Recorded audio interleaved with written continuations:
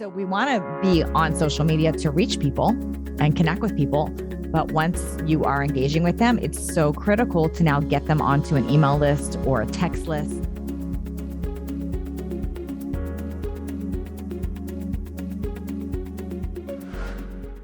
Welcome back. I'm Sinclair Kennally and I'm with Natalie Jill. Today we are breaking down 5 easy steps to increase your sales online. Natalie, do you want to kick us off? Yeah. Number 1, and this could be controversial. I get it, but you got to be on social media somewhere. Doesn't have to be everywhere, but it has to be somewhere. So number 1 is I tell people, pick the place that you actually would be most comfortable. Where do you like? Maybe it's TikTok, maybe it's Instagram, maybe it's LinkedIn, maybe it's Pinterest. Where do you gravitate? Maybe it's Twitter, but pick something and you've got to put something out there. And I don't mean just hiring somebody to go put stuff out there for you, but think, where can I share my voice and get it out there? If you don't put it out there into the web, into the worldwide world of social media, which is there, you are losing customers. You're losing the ability to find your ideal person. So number 1 is social media. That being said, number 2 is get them off social media. Let me explain. So we want to be on social media to reach people and connect with people.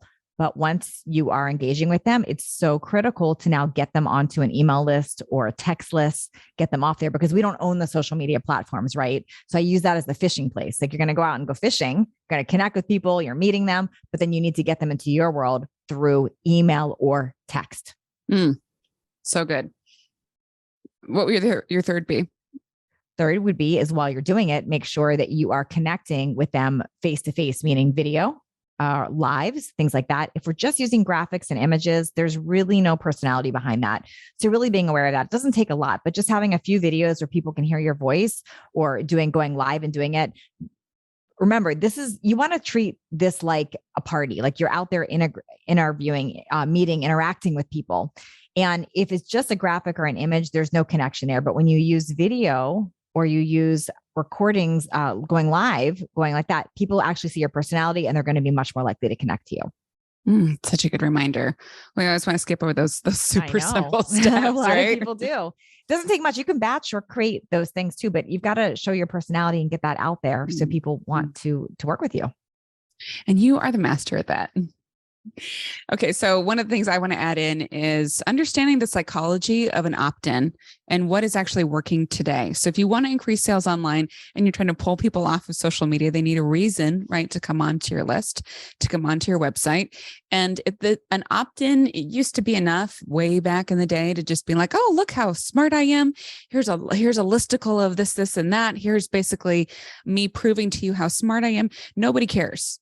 They're very like, what's in it for me, right? So your opt-in needs to be speaking directly to your ideal consumer exactly when they are aware of their problem and they're developing more awareness of how much their problem is impacting their lives. So right. And they're getting readier and readier and readier by the day or the minute or the hour to actually make an investment to fix it. So that matters.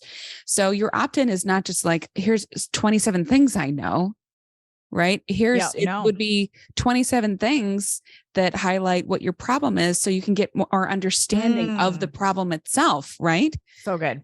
Like that's what my 7-day, gut turnaround course is. It's a mini class. It's a week-long email series about like, what are you overlooking about your problems that you haven't fixed them yet? What I love about your that arms around the problem itself. What I love about that is it not only helps people gain clarity, but it helps them gain trust with you. And the next solution is going to be something that you offer. Absolutely. Versus just an information dump on a lot of opt-ins that we see that really have no agenda other than just being an information dump. Yes, because part of what you're doing is you're establishing trust. I can speak to your problem in such depth that yes, you can trust that I am the right person, the right guide to provide you the solution because I get you and I hear you. Right. And that takes us to our last point, 5 easy steps to create or increase sales online. You have got to know your customer journey. And I'm not talking about, just the demographic and what is the problem that you solve. You have to understand how this works on a timeline, step by step for them. Once they're problem aware, how soon do they become solution aware? Right? When are they ready to do something about it? You can't help everybody on the planet with, your specific business strategy who has this problem, but you can help the people who are ready to do something about it. right? So good. So what that means is if you like the advanced version of this customer journey piece, right, is giving them on-ramps into your world and into your customer journey sales cycle that are really graceful and easy for them to take that first step. What is that first step? It's an opt-in that describes the problem more deeply to them. So they actually have to get present to what's not working, because guess what? Humans are really good. We will have stamina. We will numb ourselves out. We will push past the problem if we don't think that there's a solution. So true.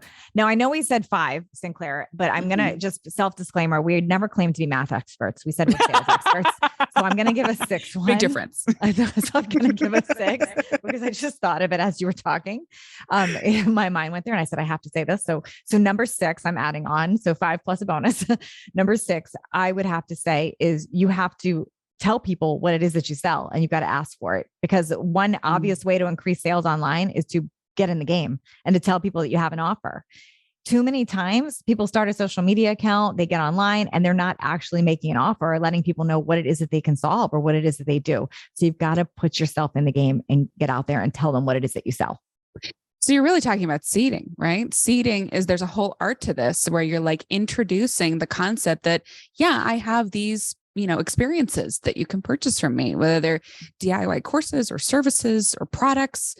You've got to introduce what it seeding is or club them over the head with it. Either one is seeding. No, I'm not. Seriously, I see too many people. They get online. They're doing all this great stuff. They've got an opt-in. They've got the social media, but they're not actually sharing what it is that they sell or do. So there's nothing to buy because people aren't aware what they do. You have to dig for it. So make it easy. We have to do a whole episode on seeding now. That's a whole thing. Yes, that'll be next.